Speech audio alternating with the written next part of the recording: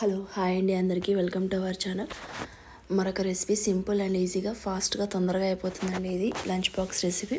Green peas pulao ఎలా తయారు చేయాలో చూపిస్తానండి. సింపుల్గా కుక్కర్లో ఎలా చేయాలో చూపిస్తానండి. స్టవ్ మీద కుక్కర్ పెట్టి అందులో కొంచెం ఆయిల్ వేసి వేడి చేశాను. వేడైన తర్వాత అందులో కొన్ని స్పైసెస్ వేసాను. ఇలాచి, లవంగాలు, చెక్క, బిర్యానీ ఆకు అవన్నీ కొంచెం వేసి ఫ్రై చేశాను. జీలకర్ర కూడా వేసి ఫ్రై చేశాను. అది కొంచెం ఫ్రై అయిన తర్వాత జీడిపప్పు కూడా వేసి ఫ్రై చేశాను. అది ఫ్రై అయిపోవాలి. ఫ్రై అయిన తర్వాత చిన్నగా కట్ చేసి పెట్టుకున్నాను. ముందుగానే ఆనియన్ ఫ్రై చేశాను. ఆనియన్ ఫ్రై చేసుకోవాలి కొంచెం. అది ఆనియన్ ఫ్రై అయిపోయిన తర్వాత జింజర్ గార్లిక్ పేస్ట్ కూడా వేసి ఫ్రై చేసుకోవాలి. పచ్చివాసన పోయే వరకు ఫ్రై చేయాలి.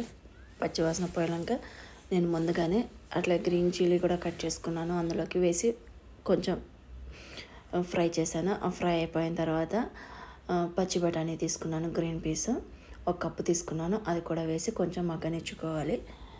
అది ఫ్రై అయిన తర్వాత నేను ముందుగా ఒక అరగంట సేపు నానబెట్టుకున్నాను రైస్ని.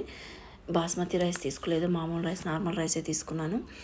అలా నానబెట్టుకున్న రైస్ని కూడా వేసి మిక్స్ చేయాలి. అది మిక్స్ అయిన తర్వాత ఒక గ్లాస్ రైస్కి 1.5 గ్లాస్ వాటర్ వేసి అందులోకి నేను గరం మసాలా వేసాను. 1 టీ స్పూను.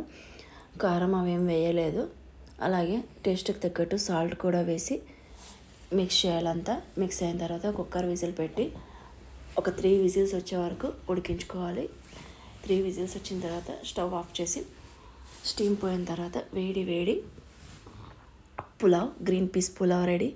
చాలా టేస్టీగా ఉంటుందండి. ఇది రైతాతో కానీ లేదంటే దీని కాంబినేషన్గా పన్నీర్ కర్రీ కూడా చేసుకోవచ్చు. రైతా కూడా బాగుంటుంది, టేస్టీగానే ఉంటుంది. ఇందులోకి ఈ వీడియో నచ్చినట్లయితే మీరు ఒకసారి ట్రై చేయండి. అలాగే ఒక లైక్ కొట్టి సబ్స్క్రైబ్ చేసుకోండి. ఓకే, బాయ్ అండి అందరికీ.